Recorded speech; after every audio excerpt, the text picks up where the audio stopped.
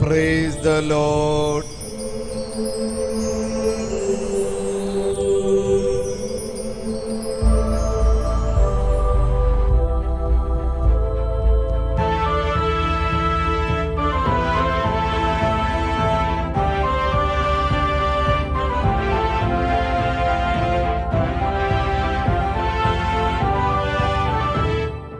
അഗ്നിയാ സുവിശേഷാഗ്നിയാ വചനമാ ആത്മാവിൻ നിറവാ അഗ്നിയാ അഗ്നിയാ സുവിശേഷാഗ്നിയാ വചനമാ ആത്മാവിൻ നിറവായി.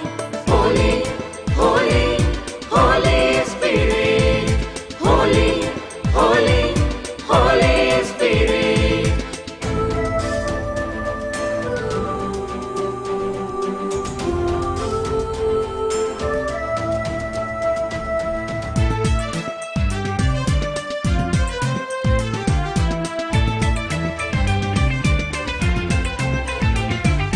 സൗഖ്യമായി, വിടുതലായി, ശക്തിയായി പറന്നിറങ്ങൂ.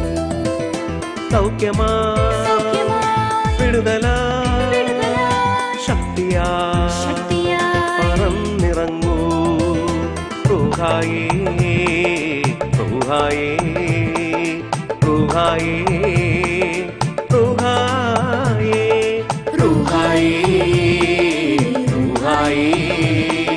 റൂഹായേ റൂഹായേ അഗ്നിയാ സുവിശേഷാഗ്നിയാ വചനമാ ആത്മാവിൻ നിറവാ.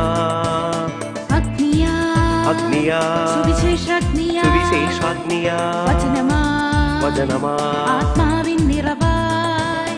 Holy, holy, Holy Spirit. Holy, holy, Holy Spirit. Praise the Lord. പ്രിയപ്പെട്ട മക്കളെ, എല്ലാവരും ഒരിക്കൽ കൂടെ ഇരുന്നു കൊണ്ട് കരങ്ങൾ ഉയർത്തിപ്പിടിച്ച് അച്ഛനോടൊപ്പം ഒന്ന് സ്തുതിച്ച് പ്രാർത്ഥിച്ച് ഹല്ലേലൂയ ഹല്ലേലൂയ ഹല്ലേലൂയ ഹല്ലേലൂയ. കർത്താവേ, ഞങ്ങളങ്ങേ സ്തുതിക്കുന്നു. ഈ ക്രിസ്മസ് കാലഘട്ടത്തിൽ അവിടുന്ന് ഞങ്ങളുടെ കുടുംബങ്ങളിലേക്ക്, ഞങ്ങളുടെ ഹൃദയങ്ങളിലേക്ക് എഴുന്നള്ളി വരുന്നതിനെ ഓർത്ത് ഞങ്ങൾ ആരാധിക്കുന്നു. ഞങ്ങളങ്ങേ സ്തുതിക്കുന്നു. അങ്ങേക്ക് ഞങ്ങൾ നന്ദി പറയുന്നു. ഹല്ലേലൂയ ഹല്ലേലൂയ ഹല്ലേലൂയ. കർത്താവെ, ഞങ്ങളെ ഒരു പുതിയ സൃഷ്ടിയാക്കി മാറ്റണമേ, ഒരു നവീന സൃഷ്ടിയാക്കി മാറ്റണമേ. ഹല്ലേലൂയ ഹല്ലേലൂയ ഹല്ലേലൂയ. യേശുവേ നന്ദി, ഈശോയെ ആരാധന, പരിശുദ്ധാത്മാവേ നന്ദി. പ്രിയപ്പെട്ട മക്കളെ, ലൂക്കായുടെ സുവിശേഷം 1-ാം അധ്യായം 26 മുതൽ 27 വരെയുള്ള വചനം നമ്മളിങ്ങനെ വായിക്കുന്നുണ്ട്.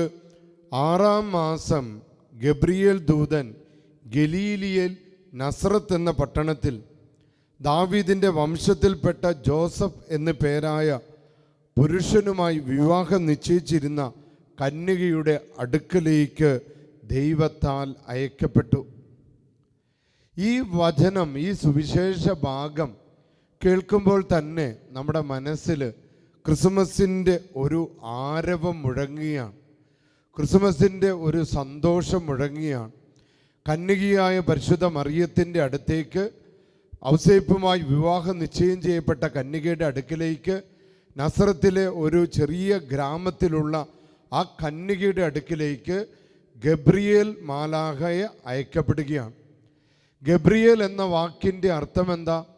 ദൈവത്തിൻ്റെ വീരൻ, ദൈവത്തിൻ്റെ ശക്തി, ദൈവം വലിയവനാകുന്നു.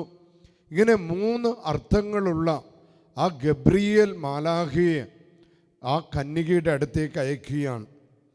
എങ്ങോട്ടാണ് അയച്ചത് എന്ന് വചനം നാം കേട്ടു. എങ്ങോട്ടാണ് അയച്ചത്? നസ്രത്ത്. എന്താണ് നസ്രത്തിൻ്റെ പ്രത്യേകത? അതൊരു ചെറിയ ഗ്രാമം.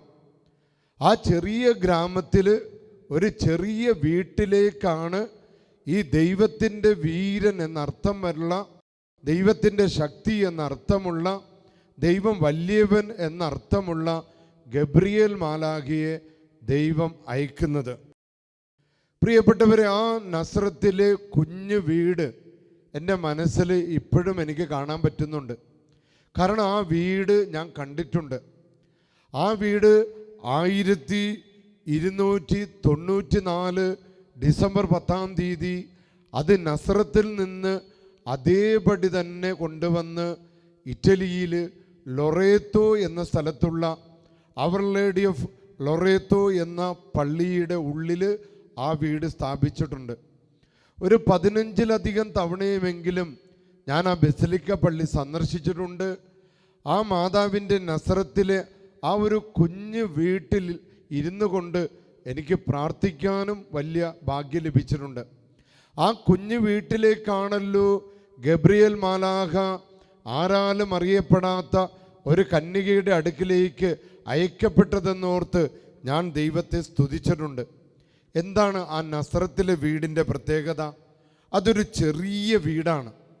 അസാധാരണത്വം ഒന്നും ആ വീടിനില്ല. ഇവിടെയാണ് ക്രിസ്മസിൻ്റെ ദൈവശാസ്ത്രം ആരംഭിക്കുന്നത്. ആ ഒരു ചെറിയ വീട്ടിൽ അസാധാരണത്വം ഒന്നുമില്ലാത്ത ആ ഒരു വീട്ടിൽ ക്രിസ്മസിൻ്റെ ദൈവശാസ്ത്രം അവിടെ ആരംഭിക്കുക. ക്രിസ്മസിൻ്റെ ദൈവശാസ്ത്രം നമുക്കിങ്ങനെ ചുരുക്കി പറയാനായിട്ട് സാധിക്കും. ഏറ്റവും ഉന്നതനായ ദൈവം, ഏറ്റവും സർവശക്തനായ ദൈവം, ഏറ്റവും ചെറിയവനായത്, അതാണ് യഥാർത്ഥത്തിൽ ക്രിസ്മസിൻ്റെ ദൈവശാസ്ത്രം. ഏറ്റവും ശക്തനായ ദൈവം, ഏറ്റവും ഉന്നതനായ ദൈവം, ഏറ്റവും വലിയവനായ ദൈവം, ഏറ്റവും ചെറിയവനാകുന്നതിൻ്റെ ഒരു തിരുനാളാണ് ക്രിസ്മസിൽ നമുക്ക് കാണാൻ സാധിക്കുന്നത്. ആ നസ്രത്തിലെ ആ കുഞ്ഞു വീട് ഇന്ന് ഇറ്റലിയിൽ ആ ലൊറേത്തോ പള്ളിയിൽ കൊണ്ടുവന്ന് വെച്ചിട്ടുണ്ട്.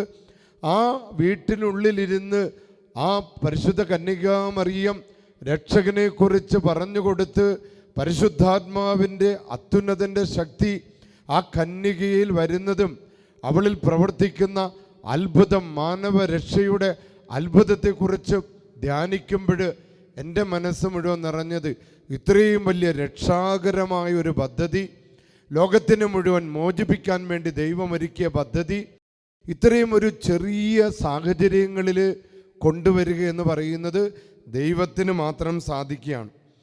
അതും ഈ ചെറിയ വീട്ടിൽ ക്രിസ്മസിൽ നാം കണ്ടുമുട്ടുന്ന ദൈവത്തിൻ്റെ പ്രത്യേകതകൾ എന്താണ്? ഈ ക്രിസ്മസ് കാലഘട്ടത്തിൽ യഥാർത്ഥത്തിൽ ദൈവത്തെ നാം കണ്ടുമുട്ടുന്നുണ്ട്, ഉണ്ണിയേശുവിനെ നാം കണ്ടുമുട്ടുന്നുണ്ട്. ആ കണ്ടുമുട്ടലിൻ്റെ പ്രത്യേകത എന്താ? നമ്മുടെ ദൈവം ചെറുതിനെ, വളരെ വില കുറഞ്ഞതിനെ, അറിയപ്പെടാത്തതിനെ, ആർക്കും വേണ്ടാത്തതിനെ സ്നേഹിച്ച് സ്നേഹിച്ച് സ്നേഹിച്ച് വലുതാക്കി മതിപ്പുളവാക്കുന്നതാണ് യഥാർത്ഥത്തിൽ ക്രിസ്മസ്. ക്രിസ്മസ് ആ കുഞ്ഞു വീട്ടിലിരുന്ന് ധ്യാനിക്കുമ്പോൾ എൻ്റെ മനസ്സിലേക്ക് വന്ന ഒരു ചിന്ത ഇതായിരുന്നു, നമ്മുടെ ദൈവം ആരാണ്? നമ്മുടെ ദൈവം, നമ്മുടെ ദൈവത്തിൻ്റെ ഏറ്റവും വലിയ പ്രത്യേകത എന്താണ്?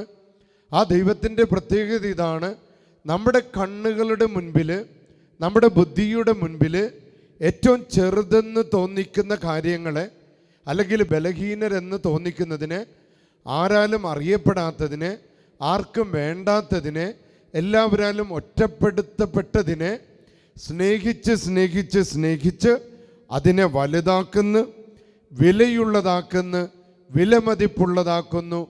അതാണ് പ്രിയപ്പെട്ടവരെ ക്രിസ്മസ്. ക്രിസ്മസിൻ്റെ ഏറ്റവും വലിയ ദൈവശാസ്ത്രം അതാണ്. ആർക്കും വേണ്ടാത്തതിനെ എല്ലാവർക്കും വേണ്ടതാക്കി മാറ്റുന്നു. ആരാലും അറിയപ്പെടാതിരുന്ന ഒരു കന്യകയെ, ആരാലും അറിയപ്പെടാതിരുന്ന ഒരു സ്ഥലത്തെ, ആരാലും അറിയപ്പെടാത്ത, ആർക്കും വേണ്ടാത്ത രീതിയിൽ പണിയപ്പെട്ടിരിക്കുന്ന ഒരു കുഞ്ഞു വീടിനെ വലുതാക്കി മാറ്റുന്നു, ചരിത്രത്തിലെ ഏറ്റവും പ്രധാന കേന്ദ്രമാക്കി മാറ്റുന്നു. ഇതാണ് നമ്മുടെ ജീവിതത്തിൽ നടക്കാൻ പോകുന്ന അത്ഭുതം. നമ്മുടെ മുറിവുകളുടെ മേൽ, നമ്മുടെ ഒറ്റപ്പെടലുകളുടെ മേൽ, നാം അവഗണിക്കപ്പെട്ട കാര്യങ്ങളുടെ മേൽ ദൈവത്തിൻ്റെ ശക്തി ഇറങ്ങി വരികയും യേശു ഇറങ്ങി വരികയും നമ്മളെ വിലയുള്ളതാക്കി മാറ്റുന്നു, നമ്മളെ പ്രകാശമുള്ളതാക്കി മാറ്റുന്നു, നമ്മളെ സ്നേഹിക്കപ്പെടാൻ യോഗ്യതയുള്ളതാക്കി മാറ്റുന്നു. അതുമാത്രമല്ല, സ്നേഹിക്കാനും സ്നേഹിക്കപ്പെടുവാനുമുള്ള കഴിവും ദൈവകൃപയും നമുക്ക് ക്രിസ്മസിൽ ലഭിക്കുന്നത്. അതായത് ലോക ചരിത്രത്തിലെ ഏറ്റവും വലിയ കാര്യം നടന്നത് ഏറ്റവും എളിയ സ്ഥലത്താണ്, ഏറ്റവും എളിയവരുടെ ജീവിതത്തിലാണ്. രാജാക്കന്മാരുടെ ജീവിതത്തിലല്ല, പണക്കാരുടെ ജീവിതത്തിലല്ല, കുടുംബ മഹിമകൾ എന്ന് പറഞ്ഞ് മേനി നടിക്കുന്നവരുടെ അടുത്തല്ല. ക്രിസ്മസിൻ്റെ ദൈവശാസ്ത്രം, അതിൻ്റെ ചരിത്രം, വലിയ കാര്യം നമ്മളെ പഠിപ്പിക്കുന്നത് ഇതാണ്. ഏറ്റവും എളിയ സ്ഥലത്ത്, ആരും അറിയാത്തവരുടെ അടുത്ത്, ആരും കാണാത്ത സ്ഥലത്ത്, ആർക്കും വേണ്ടാത്തിടത്ത് ദൈവത്തിൻ്റെ ശക്തി പ്രകടമാകുന്നതാണ് യഥാർത്ഥത്തിൽ ക്രിസ്മസിൻ്റെ ചരിത്രം. ആർക്കും വേണ്ടാത്തതിനെ, അതായത് ചെറുതിനെ വലുതാക്കുന്നതാണ് യഥാർത്ഥത്തിൽ ക്രിസ്മസ്. നമ്മളെല്ലാം അവഗണിക്കുന്നവർ, ദരിദ്രർ, വിധവകൾ, ഉപേക്ഷിക്കപ്പെട്ട കുഞ്ഞുങ്ങൾ, വലിച്ചെറിയപ്പെട്ട പ്രായമായ മാതാപിതാക്കൾ, ദരിദ്രർ, കടബാധിതർ, കല്യാണ തടസ്സങ്ങളുള്ളവർ, കുഞ്ഞുങ്ങളില്ലാത്തവർ, അവരുടെ വേദനകളിലും നൊമ്പരങ്ങളിലും പ്രതീക്ഷയും പ്രത്യാശയും കൊടുത്ത്, ആത്മവിശ്വാസം കൊടുത്ത്, ധൈര്യം കൊടുത്ത് അവരെ എടുത്ത് ഉയർത്തുന്നതാണ് യഥാർത്ഥത്തിൽ ക്രിസ്മസ്. അങ്ങനെ നമുക്ക് അതിൻ്റെ ചരിത്രത്തിലേക്ക് ഒന്നുകൂടി പോയി കഴിഞ്ഞാൽ, നസ്രത്തിലെ ഏറ്റവും എളിയ പെൺകുട്ടി ദൈവത്തിൻ്റെ മുൻപിൽ വലുതാകുന്നു. പരിശുദ്ധ അമ്മ, ലൂക്കായുടെ സുവിശേഷം 1-ാം അധ്യായത്തിൽ നാം കാണുന്ന 2 വ്യക്തികളെ കാണുന്നുണ്ടല്ലോ. ഗബ്രിയേൽ മാലാഖ ലൂക്കായുടെ സുവിശേഷം 1-ാം അധ്യായത്തിൽ 2 തവണ പ്രത്യക്ഷപ്പെടുന്നുണ്ട്. ഒന്ന് ആരുടെ അടുത്താണ്? സക്കറിയ പ്രവാചകന്റെ അടുത്താണ്. സക്കറിയ പ്രവാചകനോട് സ്നാപയോഹന്നാന്റെ ജനനത്തെക്കുറിച്ച് ഉള്ള വെളിപ്പെടുത്തലുകൾ കൊടുക്കുന്നതാണ്. ലൂക്കായുടെ സുവിശേഷം 1-ാം അധ്യായം 10 മുതലുള്ള വചനങ്ങളിലാണ് നാം അവിടെ കാണുന്നത്. ഇവിടെ ആരാണ് സക്കറിയ? സക്കറിയെക്കുറിച്ച് പറയണ കേട്ടോ, ദൈവത്തിൻ്റെ മുൻപിൽ നീതിനിഷ്ഠരും കർത്താവിൻ്റെ കൽപ്പനകളും പ്രമാണങ്ങളും കുറ്റമറ്റ രീതിയിൽ അനുസരിക്കുന്നവനാണ് സക്കറിയ. ഈ സക്കറിയയ്ക്ക് മാലാഖ പ്രത്യക്ഷപ്പെടുന്നത് എവിടെ? സക്കറിയ ദേവാലയത്തിലേക്ക് പ്രവേശിച്ച് ദേവാലയത്തിൽ ആരാധന നടത്തുന്ന ആ അൾത്താരയിൽ വെച്ചാണ് സക്കറിയയുടെ അടുത്തേക്ക് ഗബ്രിയേൽ മാലാഖ പ്രത്യക്ഷപ്പെടുന്നത്. ഞാൻ ഈ ദൈവശാസ്ത്രവും പരിശുദ്ധ അമ്മയുടെ മുൻപിൽ ഗബ്രിയേൽ മാലാഖ പ്രത്യക്ഷപ്പെട്ട് രക്ഷാകരമായ ആ ഒരു സന്ദേശം കൊടുത്തത് എപ്പോഴാണെന്ന് ചിന്തിക്കാം. സാധാരണ പഴയ നിയമങ്ങളിലെല്ലാം മാലാഖമാരൊക്കെ ദൈവത്തിൻ്റെ ഇടപെടൽ ഉണ്ടാകുന്നത് വളരെ ദൈവം തിരഞ്ഞെടുക്കപ്പെട്ട പുണ്യസ്ഥലങ്ങളിലാണ്. അതാണ് സക്കറിയയുടെ ജീവിതത്തിൽ നടക്കുന്നത്, ആരാധനയ്ക്ക് യോഗ്യമായ ഒരു സ്ഥലത്ത്. എന്നാൽ നസ്രത്തിൽ എന്താ?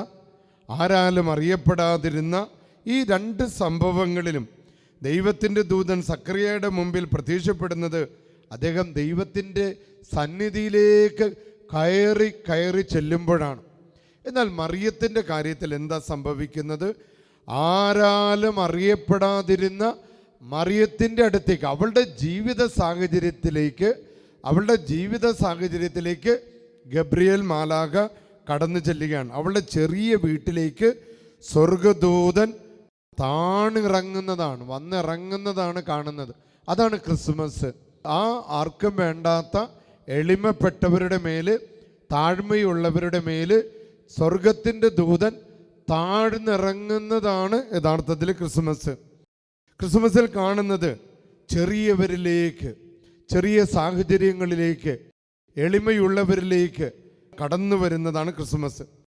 ദൈവപുത്രൻ്റെ ജനനത്തിൽ ആരും അറിയപ്പെടാത്ത സ്ഥലം, ആരും കാണാത്ത സ്ഥലം, ആരാലും കാണാതിരുന്ന മറിയം ലോകത്തിൻ്റെ നെറുകയിലേക്ക് എത്തുകയാണ്. നസറത്തിലെ ആ വീടും ബെത്ലഹേമിലെ പുൽക്കൂടും ബെത്ലഹേമിലെ ആട്ടിടയന്മാരും അവിടുത്തെ കന്നുകാലികളും ഇതൊന്നും ആർക്കും വേണ്ടാത്ത ആൾക്കാരായിരുന്നു, ആരാലും ശ്രദ്ധിക്കപ്പെടാത്ത ആൾക്കാരായിരുന്നു. ആട്ടിടയന്മാരുടെ കാര്യം തന്നെ നമുക്ക് എടുക്കാം.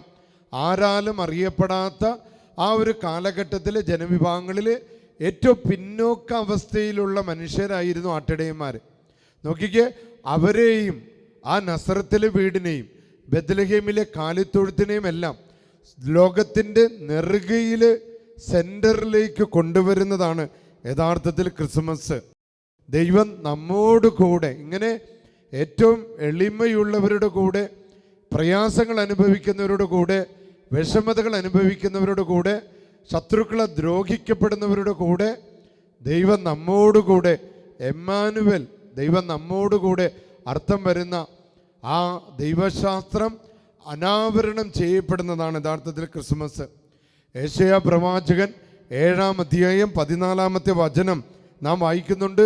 ഒരു യുവതി ഗർഭം ധരിച്ച് ഒരു പുത്രനെ പ്രസവിക്കും, അവൻ എമ്മാനുവൽ എന്നറിയപ്പെടും. ദൈവം നമ്മോടുകൂടെ എന്നറിയപ്പെടും. അപ്പോൾ ക്രിസ്മസ് നമുക്ക് ഉറപ്പ് തരുന്നൊരു കാര്യം ഇതാണ്. പാവപ്പെട്ട അന്തരീക്ഷങ്ങളിൽ, ആർക്കും വേണ്ടാത്ത അന്തരീക്ഷങ്ങളിൽ, കുടിലുകളിൽ ഇതാ ദൈവം നമ്മോടുകൂടെ. ആ ഒരു അന്തരീക്ഷം ഈ ക്രിസ്മസിൽ നാം കാണുകയാണ്.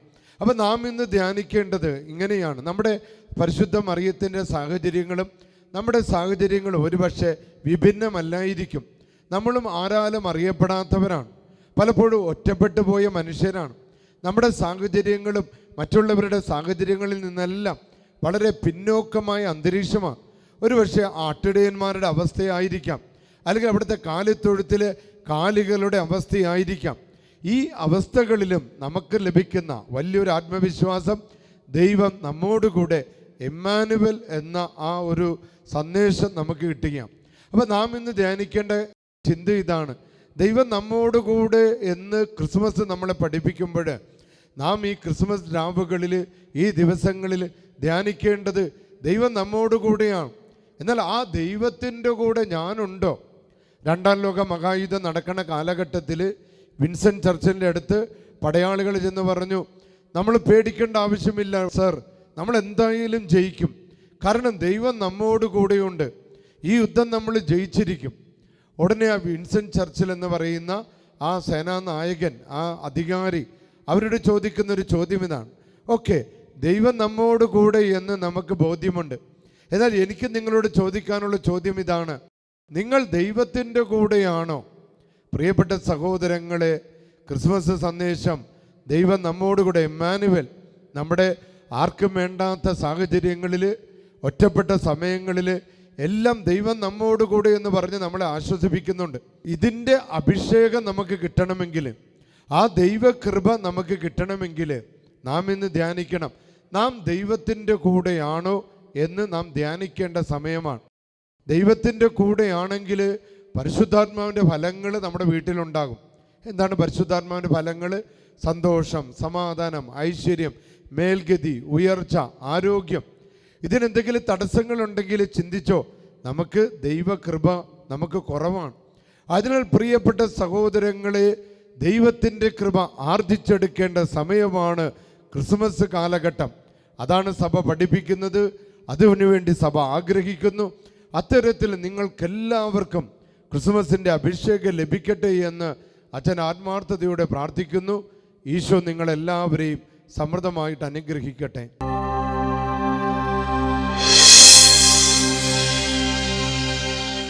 പ്രിയപ്പെട്ട മക്കളെ, കർത്താവായ യേശുവിൻ്റെ ശക്തി അനുഭവിച്ചറിയുന്ന ദിവസമാണ്.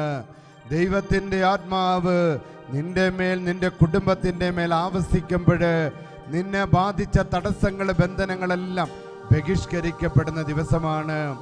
എൻ്റെ പ്രിയപ്പെട്ടവരെ, അച്ഛനോടൊപ്പം ഒന്ന് പ്രാർത്ഥിച്ച്, കർത്താവായ ഈശോയെ, അവിടുന്ന് സത്യമായിട്ടും പരിശുദ്ധ കുർബാനയിൽ എഴുന്നള്ളി വന്നിരിക്കുന്നത് ഞങ്ങൾക്ക് വേണ്ടിയാണെന്ന് ഞങ്ങൾ വിശ്വസിക്കുന്നു. അത്ഭുതങ്ങളുടെ ദൈവമേ, അങ്ങയുടെ ആത്മാവിനെ, പരിശുദ്ധാത്മാവിനെ ഞങ്ങളുടെ പ്രശ്നങ്ങളിലേക്ക്, ഞങ്ങളുടെ സങ്കടങ്ങളിലേക്ക്, ഞങ്ങളുടെ രോഗങ്ങളിലേക്ക്, ഞങ്ങളുടെ ബന്ധനങ്ങളിലേക്ക് അയക്കണമേ.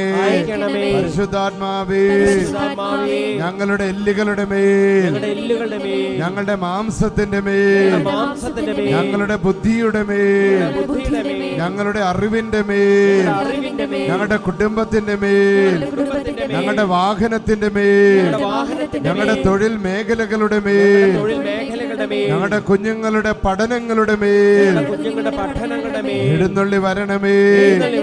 എല്ലാ ബന്ധനങ്ങളും വിട്ടുപോകട്ടെ, എല്ലാ തടസ്സങ്ങളും മാറിപ്പോകട്ടെ.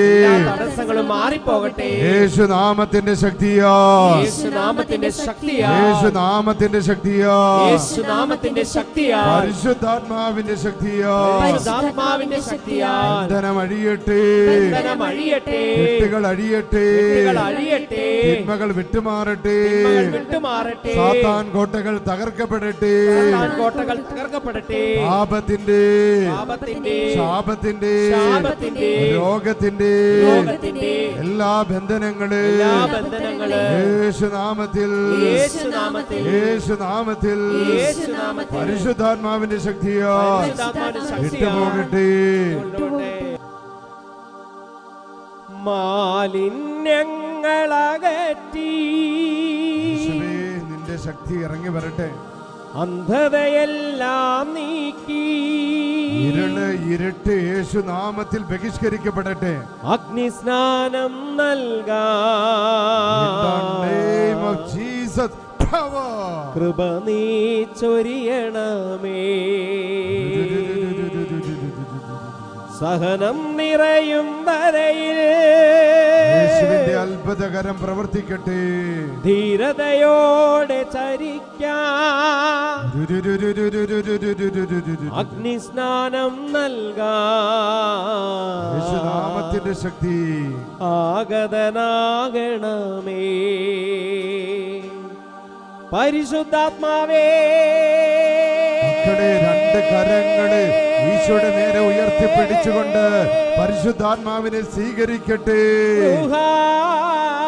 ദൈവത്തിന്റെ ആത്മാവ് നിന്റെ കുടുംബത്തിന്റെ മേൽ ആവസിക്കട്ടെ. സാംസനെ ശക്തിപ്പെടുത്തിയ ദൈവം നിന്റെ കുടുംബത്തിലേക്ക് ഇറങ്ങി വരട്ടെ. 18 വർഷമായി നിവർന്നു നിൽക്കാൻ കഴിയാതിരുന്ന വ്യക്തിയെ സുഖപ്പെടുത്തിയ കർത്താവിന്റെ ശക്തി നിന്റെ ഭവനത്തിന്റെ മേൽ എഴുന്നള്ളി വരട്ടെ. നിവർന്നു നിൽക്കാൻ സാധിക്കാത്ത നിന്റെ തൊഴിൽ മേഖലകളിലേക്ക് ഇറങ്ങി വരട്ടെ. പരിശുദ്ധാത്മാവേ, നിവർന്നു നിൽക്കാൻ സാധിക്കാത്ത നിന്റെ സാമ്പത്തിക മേഖലകളിലേക്ക് ഇറങ്ങി വരട്ടെ. നിറയേണമേ, നിന്റെ മക്കളുടെ ജീവിതത്തിലേക്ക് ഇറങ്ങി വരട്ടെ. അത്ഭുത ശക്തി പ്രവർത്തിക്കട്ടെ. ദൈവത്തിന്റെ ആത്മാവ് നിന്റെ ഭവനത്തിലേക്ക് ഇറങ്ങി വരട്ടെ. എല്ലാ നാരകീയ ശക്തികളെയും നിന്റെ ഭവനത്തിൽ നിന്ന് ബഹിഷ്കരിക്കട്ടെ. നിന്റെ ഹൃദയത്തിലെ മുറിവുകളെല്ലാം പരിശുദ്ധാത്മാവ് ഉണക്കട്ടെ. പരിശുദ്ധാത്മാവേ, ശക്തനായ ദൈവം നിന്റെ കൂടെ ഉണ്ടാകട്ടെ. ആത്മാവേ, ന്യായാധിപന്മാരിലൂടെ ഇസ്രായേൽ ജനത്തെ രക്ഷിച്ച ദൈവം നിന്റെ കുടുംബത്തിന്റെ മേൽ നീതി നടപ്പാക്കട്ടെ.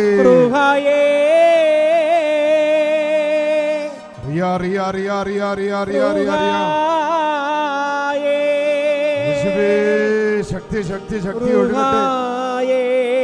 കർത്താവിന്റെ നാമത്തിന്റെ ശക്തിയിൽ എല്ലാ ബാധകളും ഒഴിഞ്ഞു പോകട്ടെ.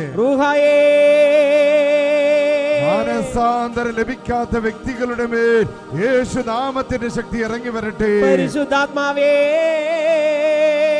വർഷങ്ങളുടെ പഴക്കമുള്ള മദ്യപാനത്തിന്റെ ആസക്തികൾ ബഹിഷ്കരിക്കപ്പെടട്ടെ. പരിശുദ്ധാത്മാവേ, ആർക്കും പരിഹരിക്കാനാവാത്ത മയക്കുമരുന്നിന്റെ ബന്ധനങ്ങളിൽ പെടുന്ന യുവജനങ്ങളുടെ മേൽ ദൈവത്തിന്റെ ആത്മാവ് ഇറങ്ങി വന്ന് അത്ഭുതം പ്രവർത്തിച്ച് വിടുതൽ നൽകട്ടെ. പരിശുദ്ധാത്മാവേ, കല്യാണ തടസ്സങ്ങൾ, കുഞ്ഞുങ്ങളില്ലാത്ത അവസ്ഥകളുടെ മേൽ ദൈവത്തിന്റെ ആത്മാവ് ഇറങ്ങി വരട്ടെ. അയൽവാസികളിൽ നിന്നുള്ള നിരന്തരമായ ദ്രോഹങ്ങളുടെ മേൽ ദൈവത്തിന്റെ ആത്മാവ് ഇറങ്ങി വന്ന് ന്യായവിധി നടപ്പാക്കപ്പെടട്ടെ. പരിശുദ്ധാത്മാവേ, സ്തുതിക്കട്ടെ, സ്തുതിക്കട്ടെ മക്കളെ, സ്തുതിച്ചോ മക്കളെ, ഈശോനെ വിളിച്ചോ മക്കളെ, എന്റെ ഈശോയെ വിളിച്ചോ മക്കളെ, ഈശോനെ വിളിച്ചോ. അത്ഭുത ശക്തിയെ നിന്റെ ഭവനത്തിലേക്ക്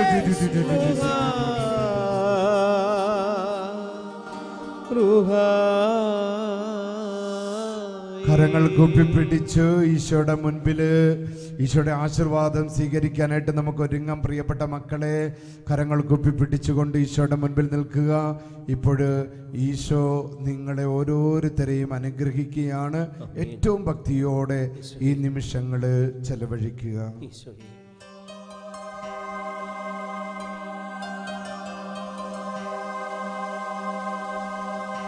പ്രിയമുള്ളവരെ, ഈശോ നമ്മെ അനുഗ്രഹിക്കാൻ പോകുന്ന നിമിഷമാണ്. എന്റെ ദൈവത്തിന്റെ സന്നിധിയിൽ നിന്നും അനുഗ്രഹങ്ങൾ നിന്റെ കുടുംബത്തിലേക്ക്, നിന്റെ വ്യക്തി ജീവിതത്തിലേക്ക് ഇതാ ധാരധാരയായി ഒഴുകി വരുന്നു.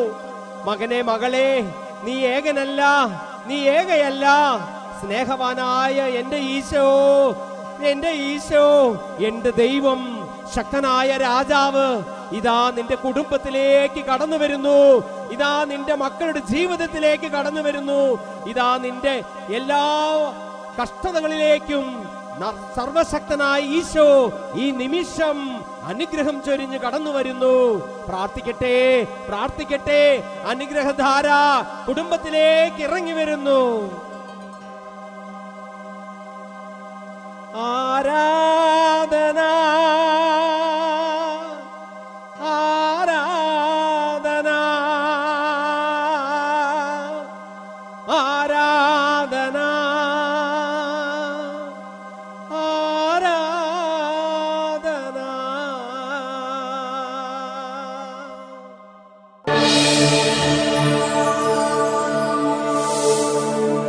അഗ്നിയാ സുവിശേഷാഗ്നിയാ വചനമാ ആത്മാവിൻ നിറവാ.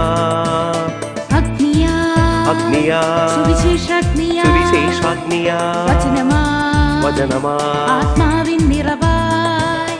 Holy, holy, Holy Spirit, holy, holy.